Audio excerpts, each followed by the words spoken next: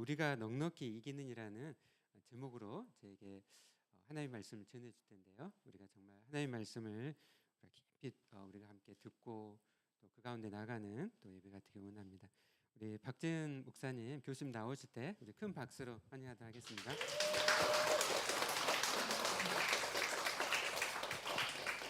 기도하겠습니다. 하나님 감사합니다. 주일입니다. 주일은 오전과 오후, 저녁, 밤까지 하루 온종일이 주일입니다. 오늘 이 주일을 온전히 지킬 수 있도록 예배 가운데 우리를 사로잡아 주시옵소서. 말씀을 듣는 시간입니다. 집중하게 하시고 의지를 발동하게 하셔서 말씀이 선포될 때 그 말씀을 잘 캐치하고 내 삶에 또한 내 영혼 안에 뿌리를 깊게 내려서 오로지 말씀만으로 변화될 수 있는 우리 모두가 될 수 있도록 인도하여 주시옵소서. 이 모든 말씀 예수님 이름으로 기도드립니다. 아멘. 여러분, 더 많아졌네요. 오전보다. 좋습니다. 여러분들도 아시다시피 여러분들이 옆에 누구 편에 서 있는가가 되게 중요합니다. 그러니까 내 편에 누가 있느냐, 이게 너무 중요한데요. 저는 아까도 오전 예배 끝나고 오후 예배 시작하기 전까지 저는 좀 쉬었어요. 저는 일부러 때를 얻던지 못 얻던지, 기회가 있든지 없든지 무조건 저는 쉽니다. 그 이유가 뭐냐면 쉬지 않으면 다음 일정들을 소화하지 못하기 때문에 제가 아까 저기서 들어가서 저는 그냥 달란트가 있어요. 눈을 감자마자 잡니다. 저는. 그래서 아까 저기서 이렇게 자고 있었는데 탁구를 치시더라고요. 그래가지고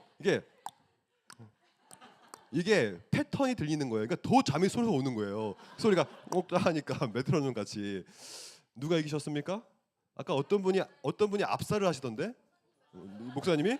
아, 그렇군요. 근데 이런 생각해봐요. 여러분들이 만약에 복식을 나간다고 생각해봐요. 복식 게임을. 그래서 복식이면 한 명과 더 나아가야 될 텐데 누구랑 나가겠어요? 누구 편이랑 나가겠어요? 최소한 여기 안에서 누구랑 나가야 돼요? 목사님과 나가야 될 거 아닙니까? 목사님과 편을 먹어야 될 거 아니에요. 만약에 우리가 다른 나라랑 싸운다. 뭐 여러분들은 잘 모르시 알 수도 있겠지만 저 어릴 때만 해도 하여튼 탁구 신 유남규 우리 동년배인가봐 우리. 아까부터 공감이 잘 돼요 우리가. 유남규, 뭐 현정화, 이택수, 김택수인가? 김택수 뭐 있어요. 유승민 뭐 이런 분들 되게 뛰어난 탁구 선수들이에요. 그러니까 우리가 복식을 나간다면 최소한 최고 잘하는 사람을 편으로 잡아야 될 거 아닙니까? 만약에 남녀 복식, 혼합 복식이라면 현정화 잡아야 돼요. 그렇지 않으면 져요. 최고의 선수를 잡아야 되는 것이죠. 그것이 내 편이 되어야만 합니다. 축구 생각해 봅시다. 축구 좋아하십니까? 여러분들은 말씀과 기도에 전무하시느라 뭐 전혀 운동 같은 거 안 하실 것 같은데 축구를 할 때도 생각해 보세요. 그냥 딴 거 없어요. 공격수 손흥민이 내 편이면 돼요. 미드필더 이강인 그냥 내 편이면 돼. 그리고 뭐 수비수 김민재 있으면 돼요. 그럼 되는 거 아니에요? 근데 최소한 그 세 명이 내 편이면 이기는 거예요. 생각해 봅시다. 만약 그 세 명이 다른 편이다. 얼마나 힘듭니까? 그런 거거든요. 여러분들은 또 TV를 안 보시기 때문에 뭐 이런 거 잘 모르실 텐데 피지컬 100 아세요? 어떻게 알아요 그거? 말씀과 기도에 전무하시는 분들이 그 피지컬 100이라고 엄청난 사람들이 나오잖아요. 생각해봐요. 여러분들이 2대 2로 싸우는 그 전쟁에 나가는 거예요. 그럼 누구랑 나가시겠어요? 최소한 왜소하고 자기보다 왜소하고 전투력이 떨어지고 이런 사람이 내 편이 되면 좋겠습니까? 마동석 그래 마동석. 그러니까 피지컬 100에서 1등 정도 한 사람과 나가야 그 사람이 내 편이어야 되는 거 아니에요? 이게 맞잖아요. 하나만 더 말할게요. 우리 진짜 전쟁이 벌어진 거예요. 그러면 2대1로 그러니까 두 명이서 팀을 이뤄 나간다고 생각해봐요. 저는 무조건 이 자리에 있을 수 있는데 저는 최소한 UDT, 특전사 뭐 이런 거 있잖아요. 그 특수부대 여기 있어요? 아무도 없어요? 이러기도 힘든데 한 명은 있을 텐데. 하여튼 해병대 뭐 이런 거 있어요. 그런 사람들이 내 팀이면 좋잖아요. 무슨 말입니까? 사실 우리가 살아감에 있어서 뭐 스포츠를 하든 뭘 하든 내 편이 뛰어난 사람이 있으면 좋은 거예요. 그러나 사실 이 사회 속에서 우리가 내 편이 누구냐는 이 사회 속에서 예를 들면 스포츠 경기 속에서 끝나는 거예요. 잘 보십시오. 하지만 영적인 건 달라요. 물론 내 편이 탁구를 칠 때 목사님이 내 편이었으면 좋겠어요. 저도. 근데 그것은 탁구 게임 한 번 이기고 지고의 문제입니다. 손흥민 좋아요. 있으면 좋죠. 이강인, 공미 아세요? 여러분 진짜 사회생활 좀 하세요. 좀 문화생활. 공격형 미드필더. 이강인, 공미 있으면 되는 거예요. 그럼 이겨요. 그런 거죠. 좋은 편이 있으면 이기는 겁니다. 그러나 결국엔 축구에 불과해요. 뭐 없으면 지고 끝나는 거예요. 하지만 영적으로 내 편에 누가 있느냐는 아주 치명적인 결과가 나옵니다. 왜냐하면 그 영적인 내용에서 만약에 내가 내 편을 잘못 삼아가지고 내가 그걸 진다. 그러면 그 결과는 영원까지 미치게 됩니다. 굉장히 파괴적인 거예요. 너무너무 파괴적이에요. 왜냐하면 영원토록 그 싸움의 결과가 결정되기 때문에 그렇습니다. 마찬가지입니다. 오늘 본문은 그럼 과연 내가 평생 잡아야 될 내 편이 누구인가의 문제예요. 여러분 다른 거 다 필요 없습니다. 결국에는 내 편에 하나님을 두면 되는 것입니다. 그게 전부예요. 왜냐하면 내 편에 하나님이 있는 한 이 사회 속에서는 힘들게 삶을 살아도 그 영원토록 결과물이 영향을 미치기 때문에 그만큼 현재 내 편, 영적으로 봤을 때 내 편이 누군가가 너무 중요한 내용인 거예요. 이 본문이 바로 그 얘기를 하고 있어요. 한번 볼까요? 오늘 본문은 8장인데요. 8장 31절부터 볼게요. 그런즉 여러분 성경에서 접속사를 유의해야 합니다.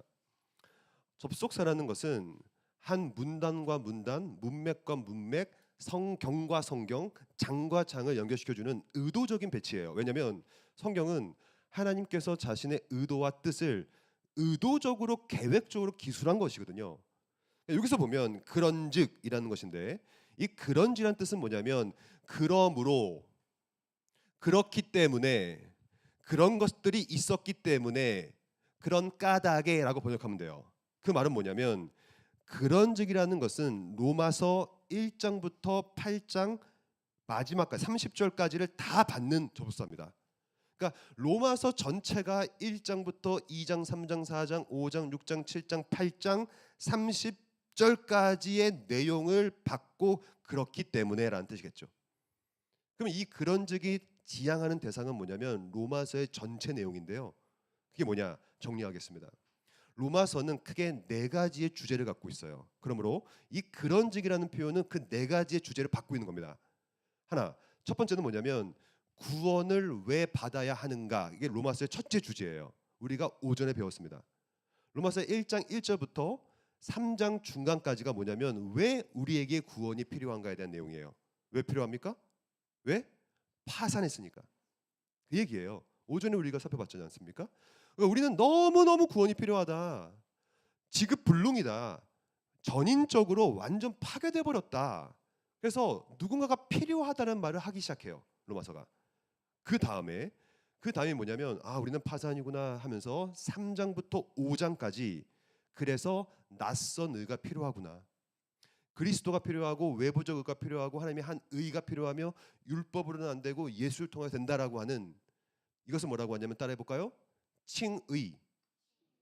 이걸 칭의라고 해요. 예수 안에 있는 자에게는 결코 정죄함이 없고 의롭다라고 칭할게. 너는 이제 풍성한 자가 될 거야라고 하는 소위 구원의 필요성과 칭의의 필요성을 말하고 있어요. 그 다음이 뭐냐면 6장부터 8장까지 말씀이 바로 성화라는 얘기예요. 아까 우리가 배웠습니다. 낯선 의를 받으면 이제 낯선 삶을 살으라. 그게 뭐라? 성화라고 불러요. 그러니까 이때까지 이 모든 내용, 구원이 왜 필요한가? 구원은 어떻게 받는가? 의로움이 무엇인가? 낯선 의가 무엇인가? 낯설게 산다는 것이 무엇이냐? 그리스도인의 삶이 무엇이냐에 대한 이 모든 것을 받아내면서 그런즉 이 일에 대하여 우리가 무슨 말을 하리요? 네가 뭐 안다고 자꾸 떠들고 있느냐?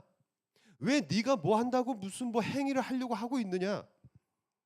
만일 하나님이 우리를 위하시면 오늘 8장의 핵심이에요.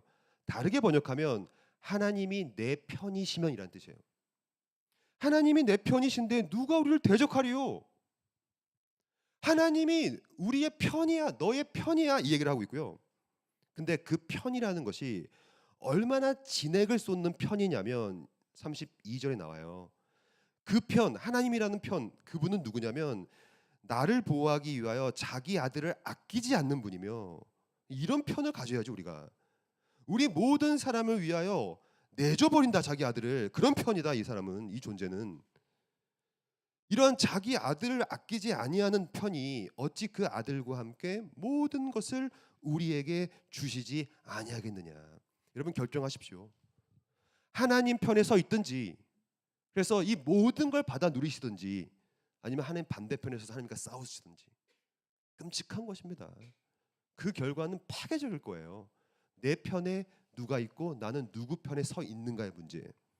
그럼 그 다음부터 오늘 본문은 하나님 편에 선다는 의미가 뭔지를 세 가지로 요약 정리하고 있어요. 이것을 살펴보면 하나님 편에 선다는 것이 이러한 것이며, 이것이 나에게 어떤 의미가 되는 것이며, 그 최종적인 목적이 뭔지가 잘 드러나요. 정리해보면 34절 말씀은 하나님의 편에 서는 방식에 대한 말을 하고 있고요. 방식, 내 편에 서는 방식. 35절 말씀은 하나님의 편에 선다고 하는 그 내용이 뭔지를 말하고 있고요. 그리고 37절 말씀은 하나님의 편에 설 때 마지막 최종 목적이 어떻게 되냐를 말하고 있어요. 그러니까 이 세 가지를 살펴보면 하나님 편에 선다는 것이 얼마나 복된 것이며, 얼마나 내가 평생 동안에 지켜야 될 내용인지를 정확히 가늠해 볼 수 있다고 생각합니다. 여러분 준비되셨습니까? 하나님 편에 선다는 것을 정확히 알아야 드디어 거기서부터 내 삶에 위로가 생겨나게 되고, 거기서부터 기쁨이 솟아나오게 되는 것이죠. 그 내용을 하나씩 보려고 합니다. 첫째, 하나님 편에 선다는 것이 어떠한 방식으로 서는 것인가? 그게 34절 말씀이거든요. 34절 같이 함께 읽어보겠습니다. 하나, 둘, 셋. 누가 정죄하리요? 죽으실 뿐 아니라 다시 살아나신 이는 그리스도 예수시니 그는 하나님 우편에 계신 자요 우리를 위하여 간구하시는 자신이라. 여기서 중요한 것은 하나님 편에 설 때 우리가 뭘 하는 게 아니라는 거예요. 왜 그러냐면 이런 겁니다. 만약에 여러분들이 뭔가를 한다면 어떤 일이 벌어지냐면 자기 의가 싹터요. 이거는 100%입니다. 어떤 교회가 있습니다. 그 교회에 가장 많은 헌금을 내는 사람은 자기도 모르게 자기 의와 교만과 공로가 싹트게 되어 있어요. 한 교회에서 가장 많은 봉사를 하고 가장 열심히 헌신을 하고, 그리고 이런 분들이 있어요. 교회 가보면 30년, 40년 이상 밖에 주차 봉사하시는 분들이 있어요. 비가 오나 눈이 오나 그렇게 주차 봉사하십니다. 죄송한 얘기지만요, 그렇게 오랫동안에 자기가 헌신을 하면요, 놀랍게도 사람은 교만해집니다. 겉으로는 겸손해 하겠지만 속으로는 공로가 쌓여요. 이게 필연적인 겁니다. 그것이 인간의 본성이에요. 꼭 기억하십시오. 내가 뭔가를 할 수 있는 건 없다고 봐야 돼요. 언제나 하나님께서 먼저 일해 주시고 그 다음에 나에게 일할 수 있는 능력을 주셔서 내가 하게 되는 것이죠. 이것도 마찬가지예요. 내가 무슨 하나님께 가는 것도 아니요, 내가 하나님을 편으로 삼는 것도 아니고, 언제나 이것을 뭐라고 하냐면 기독론적 실행이라 불러요. 여러분들이 오전에 제가 같이 예배를 드려보니까 수준이 높기 때문에 제가 이제 수준을 좀 높게 해보겠습니다. 그러니까 모든 것은 다 기독론적으로 실행돼요. 여기서 말하는 기독론은 뭐냐면 예수 그리스도를 지칭합니다. 모든 성취와 모든 실행은 내가 하는 게 아니라 그리스도께서 먼저 하시는 거예요. 여기 보면 다시 누가 정죄하리요? 죽으실 뿐만 아니라 다시 살아나신 이는 그리스도 예수시니 그는 하나님 우편에 계신 자고 우리를 위하여 간구하시는 자니라. 이거를 한마디로 말하면 바로 중보자라고 보세요. 중보자. 중보자는 하늘 우편에 앉아서 우리를 위해 친히 간구하시는 분인데, 여기서 어떤 사람들은 많이 오해하는데, 그러면 예수님께서 하늘 보좌 우편에 앉아 계신다고요? 그래서 이걸 자꾸 어떻게 생각하냐면 실제로 하늘 보좌 우편, 오른편에 앉아 있다고 생각해요. 그렇지 않습니다. 예수님께서 하늘에 올라가신 지 몇 년 됐죠? 2000년이 지났어요. 그러면 예수께서 2000년 동안 앉아 계셨다. 척추와 고관절이 나갑니다. 생각해 보세요. 2000년 동안 앉아 있어 봐요. 예수님은 부활체를 갖고 있어요. 몸이 있다고요. 여기 혹시 무슨 뭐 정형외과 있어요 혹시? 있어요 없어요? 여기 없다? 예, 없, 안 오셨어요? 아니 정형외과 상식이 없어도 2000년 동안 앉아 있어 봐요. 그럼 어떻게 될까? 2000년 동안 일단 뭐 피부 다 벗겨지겠지 뭐. 이때 관절 나가버릴 겁니다. 그러니까 앉아 있다는 그 자세에 방점을 찍어서는 안 되고요. 두 번째, 오른편도 오른쪽을 의미하는 게 아니에요. 왜냐면 보세요, 이쪽이 지금 오른쪽이잖아요. 이렇게 서 있으면 이거는 이쪽이 오른쪽입니다. 이렇게 서면 이쪽이 오른쪽이 돼요. 이렇게 되면 이렇게 누우면 이쪽이 오른쪽이겠지. 오른쪽, 즉 하늘 보좌 우편에 앉아 있다는 뜻은 방향과 방식의 문제가 아니에요. 그렇게 이해하면 안 됩니다. 문자적 이해하면 안 되겠죠. 그럼 뭐냐면 중보자께서 하늘 보좌 우편에 앉아 있다는 뜻은 뭐냐면 통치를 딱 말하는 거예요. 통치. 하늘 보좌에서 우편에 좌정하시는 그 왕직. 왕은 오른편에서 통치를 한다는 개념이기 때문에 그 모든 것은 통치를 말하시는 것이고, 그 통치를 가리켜서 오늘 본문은 뭐라고 하냐면 우리를 위하여 간구하신다. 이 간구는 무엇으로 하시냐면 말씀으로만 합니다. 정리해 볼까요? 여러분들이 내 편에 하나님이 계시냐 없느냐를 평가하는 기준은 뭐냐면 하늘 보좌 우편에 계신 그 왕이신 그리스도께서 오늘도 말씀으로 나를 다스리고 있느냐 없느냐를 결정되는 거예요. 그럼 이게 뭔지를 좀 설명드려 볼게요. 좀 긴가민가 할 것 같으니까. 이런 겁니다, 여러분. 저는 지금으로부터 한 5년 전에 우간다에 갔다 왔어요. 우간다라는 아프리카에 가서 신학 교육을 시키러 들어갔는데, 제가 그때 거기서 한 달 있었거든요. 근데 제가 그 영국 선교사님들 같이 들어갔는데, 그 영국 선교사님들은요, 그 우간다 선교를 한 3, 40년 하셨던 분들이에요. 베테랑들이죠. 그러니까 저한테 이메일이 오셨어요. 뭐라고 하셨냐면 참치캔을 많이 갖고 오십시오. 참치캔. 제가요 캐리어 가방 2개를 들고 왔는데 캐리어 하나에다가 전부 다 참치캔 한 100개 이상 가져갔어요. 왜냐하면 우간다는 이 외국인들이 오면 사기를 치고 그냥 이런 커피 있잖아요. 커피도 그냥 판매를 하면서 거기다가 독을 타요. 아니면 수면제를 타가지고. 그래서 먹고 쓰러지면 다 탈취하려고. 그러니까 그 선교사님들이 그걸 많이 당하셔가지고 절대 사 먹으면 안 되고, 절대 누가 주는 밥을 먹으면 안 되고, 그래서 가능하면 참치캔만 늘 드시면 됩니다. 그래서 제가 참치캔을 이렇게 가져가서 매일 참치캔만 먹었어요. 근데 그 우간다의 주식이 뭐냐면 우리나라로 칠 때는 가래 있죠, 가래. 딱 가래 비주얼 알죠, 가래. 그 있잖아요, 가래. 가래가 섞인 것 같은 비주얼이 그 나라의 주식이에요. 그러니까 그거를 먹는데 제가 너무 힘들었거든요. 가래 먹는 거 똑같아요, 진짜 맛이. 그래서 제가 도저히 못 먹어가지고 참치캔을 먹고 있었어요. 한 3주 동안 먹다 보니까 점점점 떨어지는 거예요, 참치캔이. 그래서 제가 기억이 나요. 이제 귀국하기 한 하루 이틀 전이었는데 제가 그 아껴둔 게 하나 있었어요. 훈제 참치가 있었어요. 되게 아껴뒀거든요, 이거. 양념 훈제 참치. 이렇게 큰 거. 제가 이거 아껴서 있다가 드디어 돌아가기 전날. 근데 제가요, 여러분 제가 되게 긍정적으로 보입니까? 부정적으로 보입니까? 말 똑바로 하세요. 맞아요. 긍정적인 사람 저는 진짜 긍정적인 사람이거든요. 그래서 제가 버텼어요, 긍정적으로. 근데 저같이 긍정적인 사람이 3주 이상을 굶다 보니까 막 짜증이 나는 거예요. 제가 그걸 처음 느꼈어요. 왜냐면 가래 같은 걸 계속 먹다가 못 먹겠으니 참치를 먹는데 그것도 너무 못 먹겠어. 막 그냥 막 떨어지니까 점점 참치가. 그래서 막 배고프니까 막 짜증이 나는 거예요. 근데 드디어 제가 이 훈제 참치를 꺼내고 먹고 있는데, 와, 나 지금도 짜증나네. 이걸 먹고 있는데 아껴 먹고 있었어요, 이렇게. 근데 지나가는 조그만 아프리카 애가 제 팔꿈치를 쳤어요. 그 피 같은 훈제 참치가 땅에 떨어졌어요. 제가 진짜 그 아프리카 애를 발로 쳐버릴 뻔했어요, 진짜. 진짜 너무 짜증나더라고.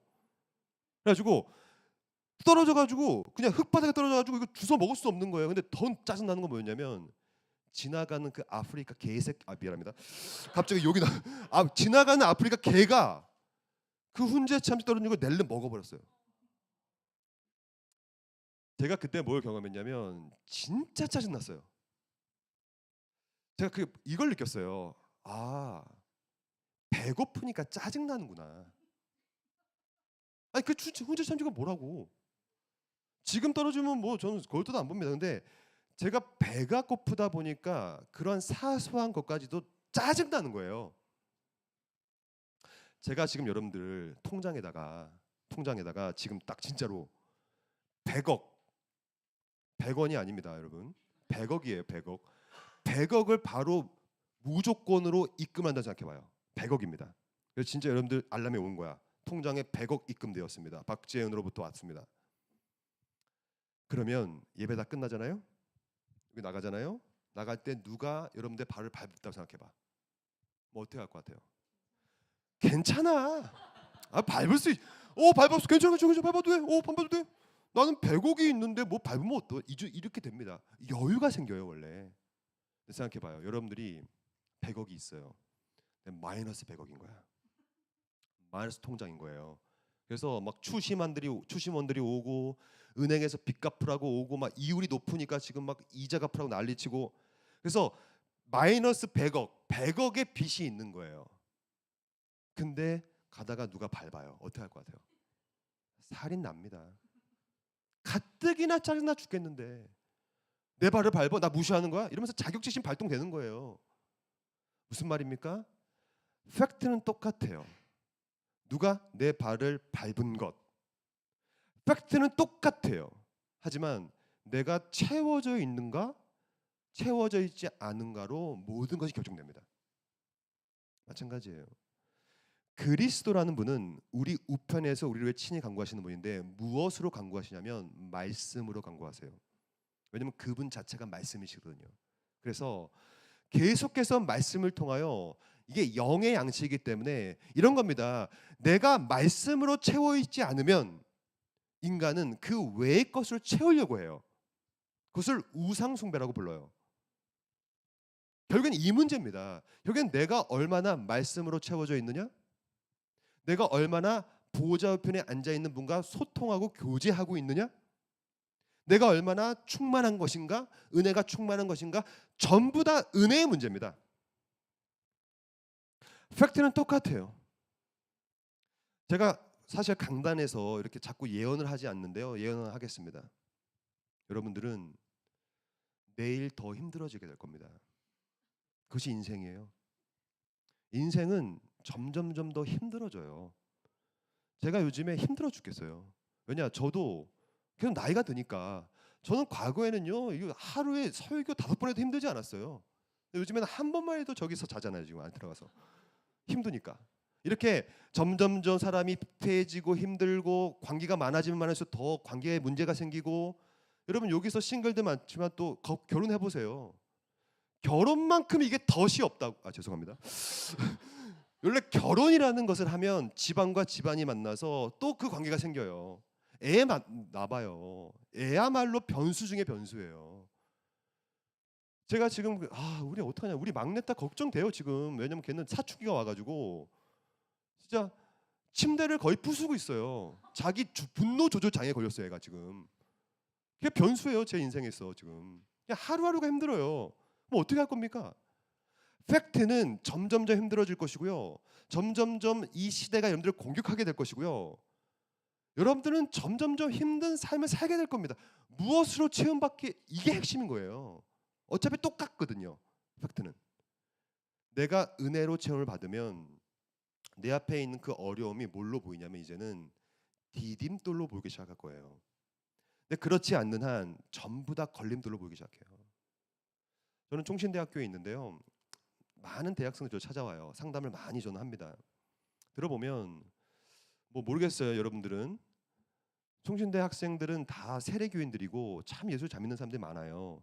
근데 요즘에 기본적으로 공황장애 약을 다 먹어요.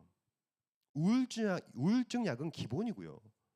들어보면 너무 힘든 삶을 살고 있어요. 다들 부모님의 관계.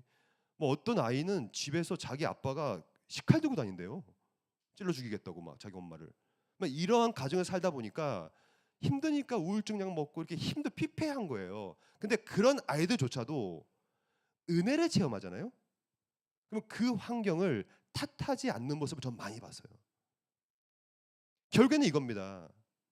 똑같아요. 참치캔 떨어지고 안 떨어지고 똑같은 팩트지만 내가 배고팠다면 그 별로 신경 안 씁니다. 그러니까 배가 불렀다면 배고프니까 짜증나 보이는 거거든요. 똑같습니다. 하나님께서 내표해내는 방식은 언제나 하늘 보좌 우편에 계신 나를 말씀으로 통치하시는 분께서 내가 그분과 얼마나 교제하고 얼마나 교통하는가 이걸로 결정되는 겁니다. 그리스도인은 우울해서는 안 돼요. 엄밀히 말해서 예수 안에 있을 때 그 말씀해 주는 기쁨이 있거든요. 아무리 힘들어도 그 하나님이 주신 그 은혜로 내 그 힘듦을 겪어낼 수 있는 힘이 거기서부터 오게 되는 거거든요. 그것이 바로 하늘 우편에서 계속해서 말씀을 통하여 괜찮아, 내가 너의 편이야 라고 하는 끊임없는 기독론적인 실행과 중보자의 관계성 내에서 말씀으로 은혜를 우리를 채워주는 거거든요. 괜찮다, 넌 내 편이야, 내가 너를 끝까지 보호할게. 두 번째, 그러면 중보자를 통하여 하나님이 내 편이 되신다면 그 방식이라면 두 번째는 하나님께서 내 편이 되는 내용이 뭐냐는 거예요. 내용. 그것이 바로 35절 말씀인데요. 제가 읽겠습니다. 누가 우리를 그리스도의 사랑에서 끊으리요, 환난이나 공고나 박해나 기근이나 적신이나 위험이나 칼이랴. 여기서 정확히 나왔어요. 하나님께서 내표해낸다는 그 방식의 내용은 뭐냐면 바로 사랑입니다. 사랑. 여러분 사랑을 생각해 봅시다. 사랑이 전부거든요, 사실.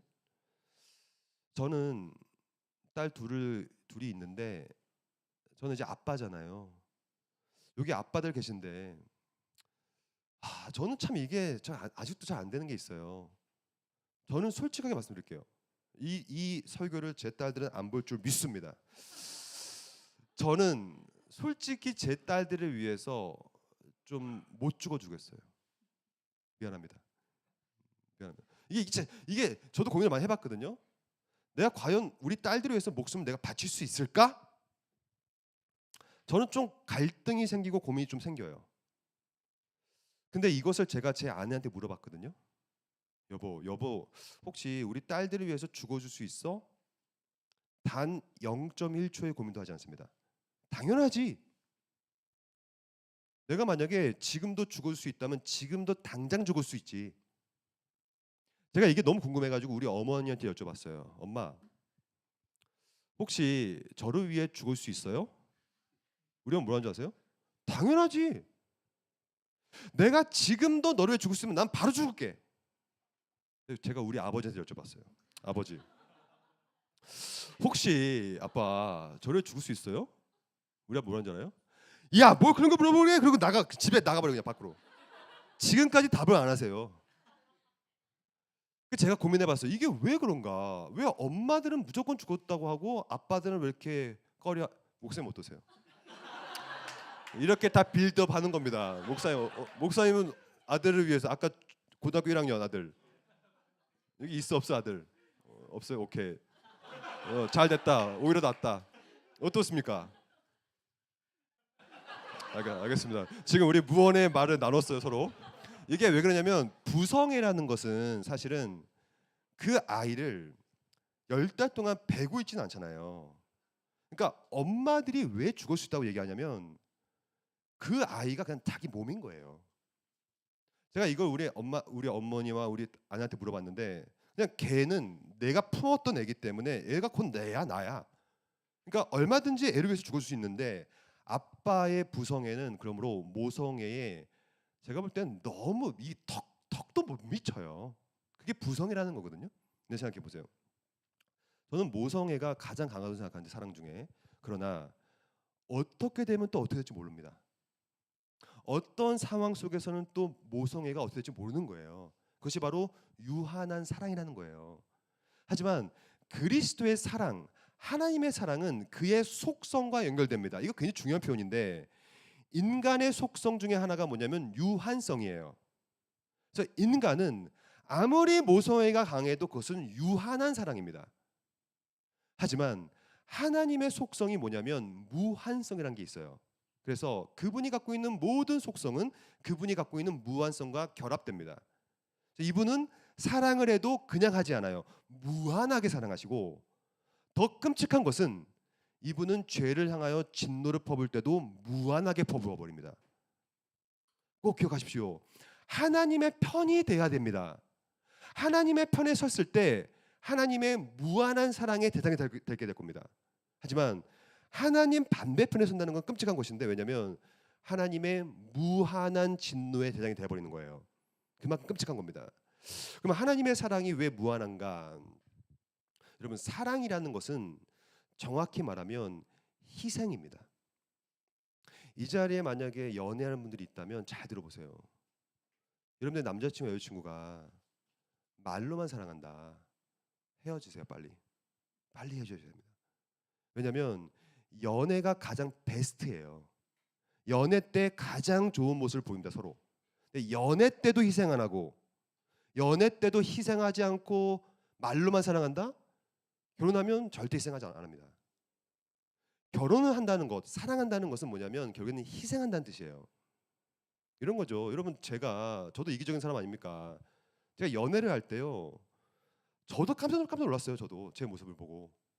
제가 그렇게 제 여자친구 그때 멀리서 직장생활 했는데 거기까지 찾아가고, 저 완전 로맨시스트예요, 여러분요. 퇴근할 때마다 찾아갔어, 제가. 그 뭔데? 왜냐면 너무 보고 싶더라고. 가서 찾아가서 그냥 가지 않지. 베스킨 레빈스 우리 아내가 좋아했거든요. 가고 거기서 그냥 서 있는 거야, 그냥. 그때는 삐삐도 없었어요, 그때.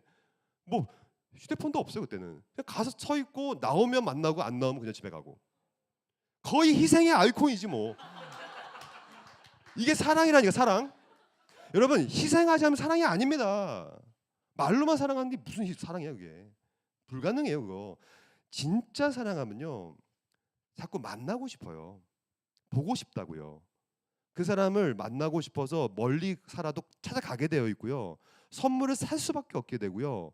뭔가를 희생을 할 수밖에 없는 것이, 그게 바로 사랑이라는 거거든요. 마찬가지입니다.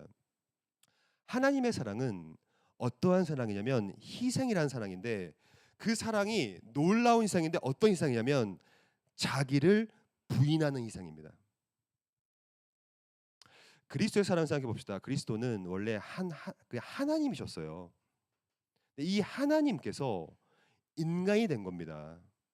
생각해 보세요. 여러분들이 지금 막 바로 바퀴벌레가 된다고 생각해 보세요. 기분 나쁘시죠? 바퀴벌레. 여러분 지금 바퀴벌레 돼버려. 그럼 어떻게 되는 줄 아세요? 막 사람 눈치 살피고 저기 막 숨을 걸요. 왜냐면 밟혀 죽으니까. 그러니까 인간과 바퀴벌레 사이에는 너무나 큰 질적인 차이가 납니다. 말도 안 되는 일이죠. 근데 놀랍게도 사람과 바퀴벌레는 둘 다 피조물이에요. 같은 종이라고요. 같은 종 안에서도 그렇게 질적인 차이가 큰 거예요. 하지만 그리스도는 참 하나님이셨어요. 근데 이분이 인간이라는 다른 종이 된 겁니다. 그건 뭐냐면 하나님 됨을 부인해 버린 거예요. 그것을 뭐라고 하냐면 신적 희생이라 부르죠. 자기 자신을 부정해 버린 거거든요. 거기서 멈추지 않죠. 그리스도의 자기 부인은요, 성육신부터 시작되는데 거기서 말도 안 되는 부인인데 오셔서 고난을 당해요. 여러분, 신이 고난당하는 종교 봤어요? 신은 고난을 당하지 않는 존재가 되어야만 합니다. 근데 고난을 당해서 십자가에 달리세요. 완벽한 자기 부인이에요. 거기서 끝나지 않습니다. 그리스도는 십자가에서 죽으셨어요. 여러분, 신은 죽을 수 있을까요? 신이 죽으면 그게 하나님입니까? 원래 하나님의 특성은 죽지 않아야 합니다. 죽음이라는 속성은 인간에게만 갖고 있는 속성이에요. 피조물만 죽어요. 근데 하나님이 죽으셨어요. 그건 뭐냐면 완벽하게 자기를 부인해 버린 거예요. 완벽한 희생입니다. 거기서 멈추지 않죠. 죽고 나서 이분은 무덤에 들어가요. 요한복음 1장에 보면 그리스도는 빛이요 생명이시다. 빛이신 분이 어둠의 권세라고 하는 무덤에 들어간다. 완벽한 자기 부인입니다. 그분은 생명이신데 죽음의 권세라고 하는 무덤에 들어가요. 완벽한 자기 부인이죠. 그것이 바로 그리스도의 자기 부인, 자기 희생. 그러므로 그리스도는 뭐라고 하셨냐면 너희들 나를 따르고 싶어? 내 제자가 되고 싶어? 아 그래. 자기를 부인해. 그래서 십자가를 지고 나를 따라와. 이 명령은 이 모든 인류의 역사 가운데서 그리스도만 할 수 있는 명령이에요. 그리스도만 진짜로 자기를 부인했거든요. 우리가 그리스도의 사랑을 느낀다는 것은 뭐냐면 결국에는 오늘도 자기를 부인하는 겁니다. 하나님이 내 편이라는 것은 뭐냐면 중보자 그리스도 안에 있는 것이며 그리스도의 사랑을 경험한 사람이기 때문에 이제 여러분과 제가 할 건 뭐냐면 자기를 부인하는 거예요. 이거는 반드시 해야 합니다.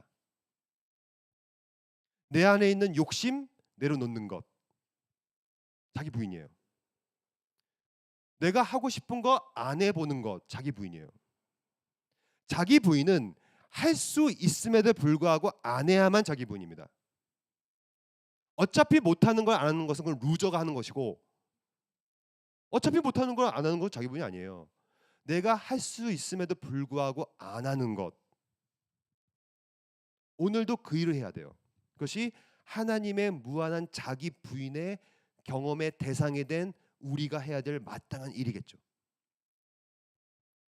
세 번째, 하나씩 보겠습니다. 내 편에 선다는 방식은 중보자 그리스도 안에서 말씀의 통치를 받는 것, 말씀으로 채워 넣는 것.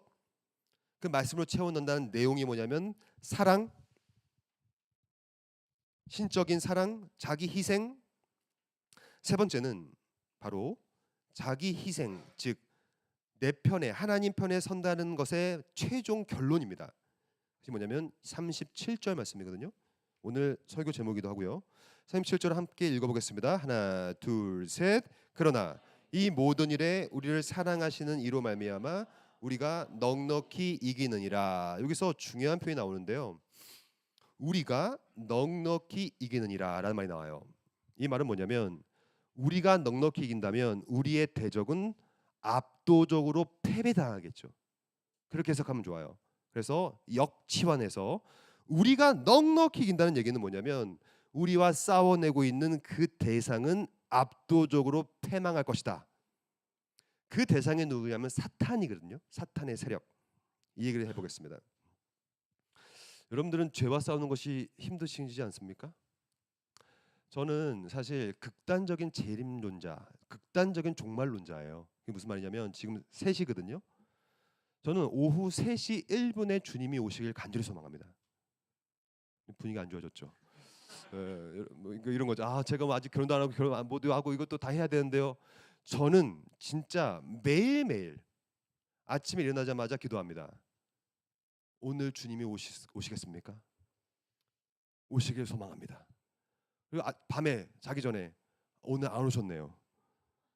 내일 오시길 소망합니다. 또 아침에 일어나면. 왜냐하면 저는 죄와 싸우는 게 너무 힘들어요. 너무너무 힘들어요. 그리고 죄와 싸우면서 대부분 지는 저를 발견해요. 대부분 집니다. 죄라는 것은 너무 뿌리가 깊고 여러분 사탄은 절대로 여러분들에게 무섭게 다가오지 않습니다. 제 첫째 딸은 겁이 많아가지고 밤마다 울어요. 중학교 2학년인데 왜 우냐면 아빠 불 좀 끄지 마. 불 끄면 너무 무서워. 사탄이 나 잡아갈 것 같아. 이래요.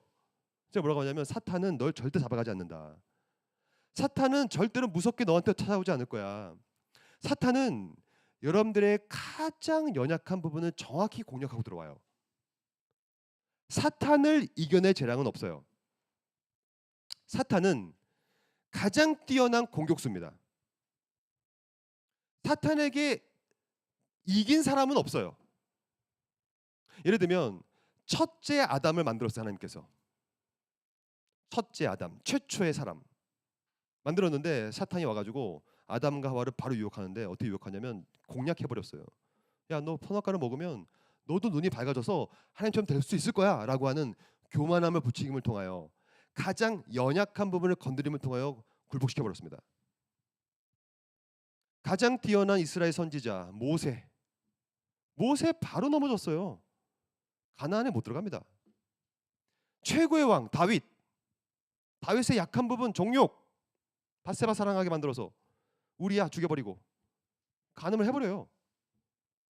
그 어떤 대선지자, 소선지자 모두 다 코꾸러졌어요. 사탄은 그런 존재예요. 사탄은 뛰어난 공격수예요. 끝까지 파고들어요. 그래서 사탄은 기고만장했어요. 그래서 누구 기다렸냐면 둘째 아담을 기다리기 시작했어요. 내가 이때까지 아담의 후예들은 싹 다 무너뜨렸다. 둘째 아담 와봐라. 예수 그리스도가 둘째 아담이에요. 둘째 아담이 오자마자 사탄이 기고만장하게 예수께 찾아갑니다. 똑같은 방식으로 유혹하죠. 3번. 유일하게 넘어가지 않는 분이 그리스도예요. 그리스도. 그리스도 외에는 싹 다 넘어졌어요. 그래서 사탄과 싸워 이기는 유일한 길은 그리스도 안에서 말씀으로 싸우는 것밖에 없어요. 그게 안 되는 한 무조건 집니다. 저는 오늘도 참 죄 때문에 너무 힘들고, 왜냐하면 죄는 행위의 문제가 아니거든요. 마음의 문제이기 때문에 이 마음을 못 지켜요. 물론 지킬 만한 것 중에 가장 중요한 것은 마음을 지키는 것인데 마음이 안 지켜져요. 하지만 그럼에도 불구하고 저는 패배주의에 빠지진 않습니다. 기독교라는 종교는 패배주의로 귀결되는 것이 아니라 완벽한 승리주의로 귀결됩니다. 아주 낙관적인 종교죠. 왜냐하면 죄는 극복당할 것이고 정복당할 것의 사실을 우리는 분명히 알고 있거든요. 사탄은 압도적으로 패배하게 될 거예요. 우리는 넉넉히 이기게 될 거예요. 그럼 어떻게 이기게 될 것이냐, 2가지만 보겠습니다. 첫째는 주님이 오시면 우리는 부활을 하게 될 것입니다. 부활. 사도신경 고백하잖아요. 몸이 다시 사는 것과, 이게 부활이라는 것인데, 지금 우리의 몸은요 죄악 덩어리라서 뭘 해도 죄입니다. 전인적인 파산이에요. 하지만 주님이 오시면 이제 우리의 몸이 부활함을 통하여 영화됩니다. 넉넉하게 이기게 될 거예요. 저는 이 부활의 몸, 제가 재림을 소망하는 유일한 이유 중에 하나가 이겁니다. 부활을 경험하고 싶어요. 내가 몸이 영화되는 것이 과연 어떠한 느낌일까? 죄를 안 질 수 있는 몸이 될 텐데 그게 과연 어떤 것일까? 여러분 뭐 감격도 안 하시고 뭐 궁금함도 없는 것 같은데, 생각해봐요. 내가 부활을 한다는 것이 얼마나 귀할까요? 넉넉하게 이겨버리는 거거든요. 거기서 멈추지 않죠. 2번째는 이 온 세상 만물 보십시오. 여러분 세상 만물을 보고 좌절할 필요가 없어요. 세상 만물은 언제나 썩었어요. 교회도 마찬가지예요. 어떤 사람들은요 교회를 보면서 와 교회 너무 더럽다. 어떻게 저런 죄를 지을 수 있지 목사가, 이러면서 많은 사람들이 가난한 성도가 되고 있어요. 가난 반대로 하면 안 나가, 교회를 안 다녀요. 예수는 믿는데 교회를 안 간다는 거예요. 왜냐? 교회의 타락과 직분자들의 타락과 목사들의 타락과 총회와 노예의 타락이 너무나 세니까. 하지만 여러분 그것은 가시적 교회, 임시적 교회의 모습일 뿐인 거예요. 교회는 완성될 것입니다. 그래서 새 예루살렘, 새 하늘과 새 땅, 여기 무슨 뭐 여기에 신천지가 많다며요.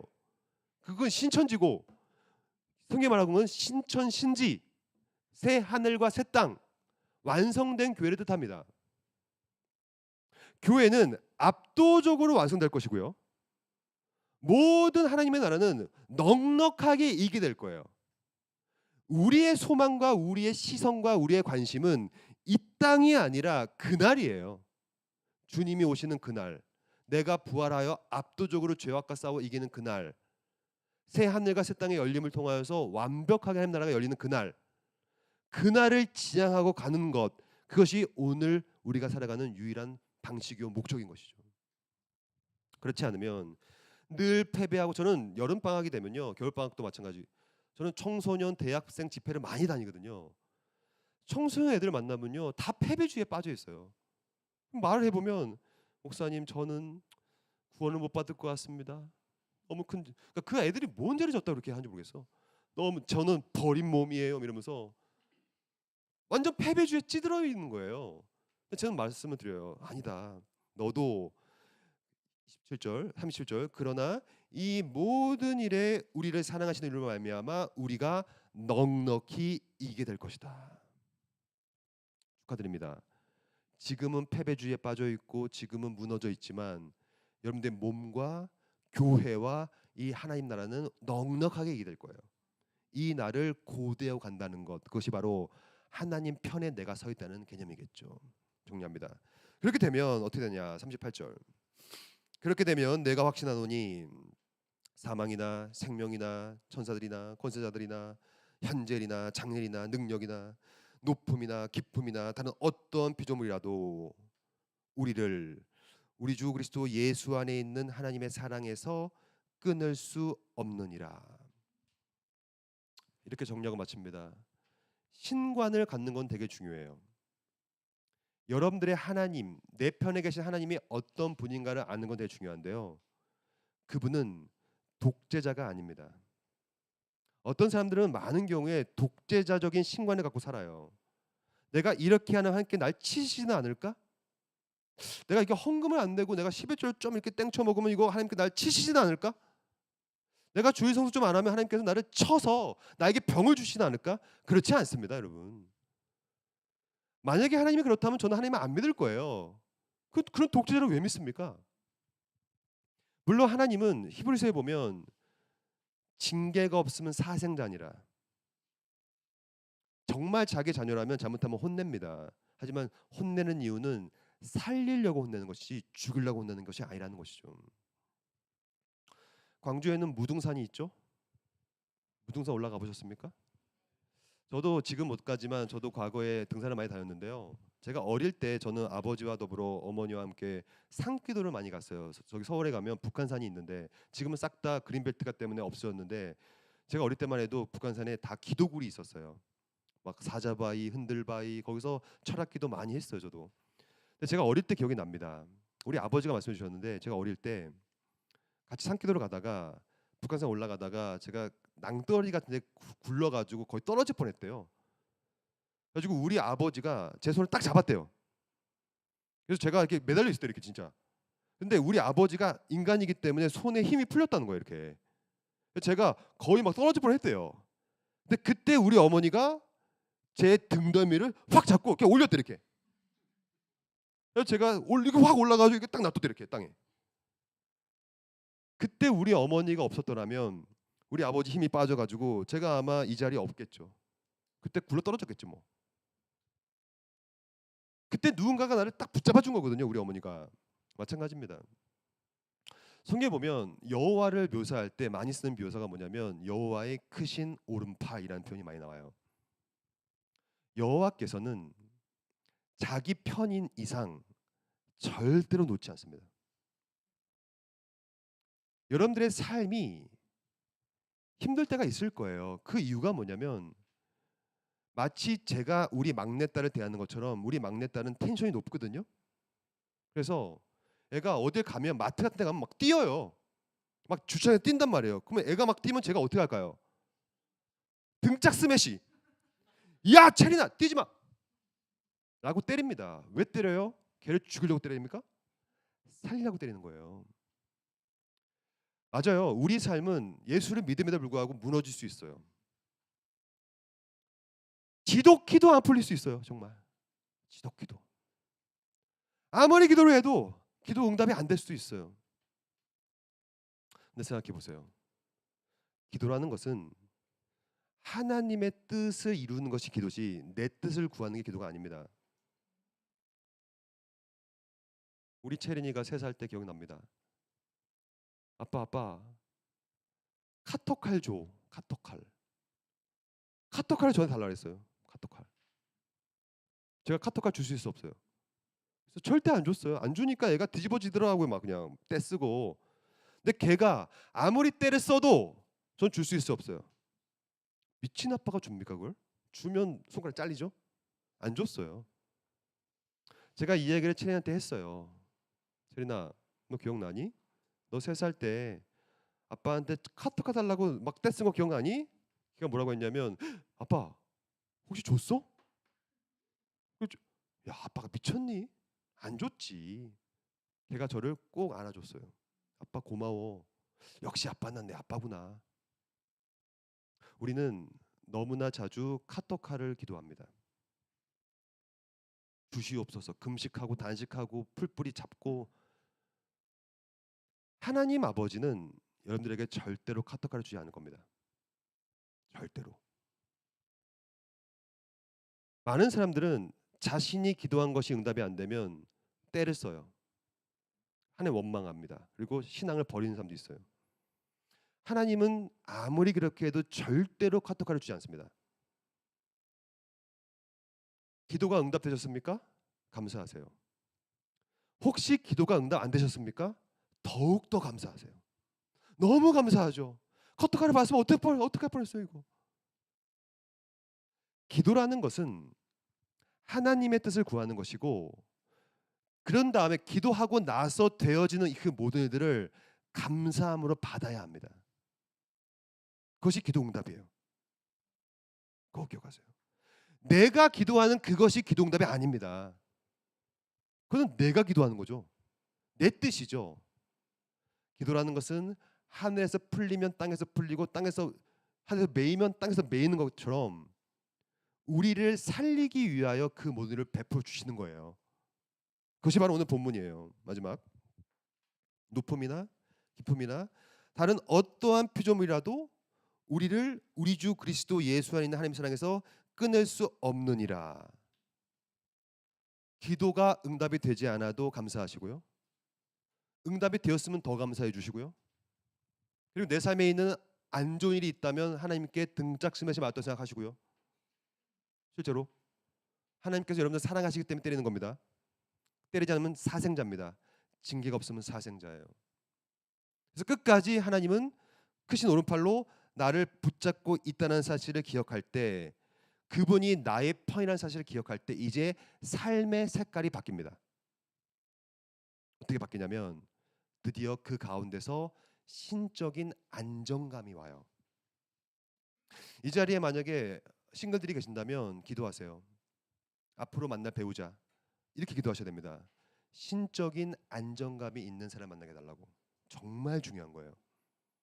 안정감이 있어야 돼요. 그 안정감은 하나님이 내 편이시고 그리스도의 중보자로서 그분이 계속 중보자의 방식으로 나와 함께 하시며, 그 사랑, 무한한 사랑을 나를 이끌어 주시며 끊임없이 우리한테 넉넉히 이길 수 있는 분을 능력을 주신다는 사실, 그 신적인 내용을 통해서 내가 안정감을 누리게 되는 거거든요. 그럴 때 비로소 그 어떠한 힘든 상황 속에서도 그리스도 예수 안에 있는 하나님의 사랑에서 내가 끊어질 수 없다는 사실을 이해하면서 삶 속에서 범사에 감사하라. 그리하면 그리스도 예수 안에서 너희를 향하신 하나님의 뜻을 발견하게 되는 것입니다. 말씀 정리합니다. 로마서는 계속해서 똑같은 말을 반복해요. 너가 죄인이다. 너한테는 은혜가 필요해.